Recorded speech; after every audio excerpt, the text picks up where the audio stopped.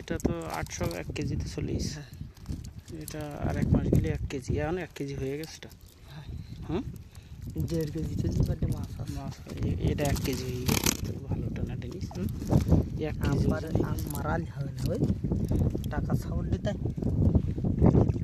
মাছ মারাল হবে 1 কেজি ওজন। এটা মাছের সাইজ তো সেরকম সাইজ। মারালে এই মাছ ঠিক আছে।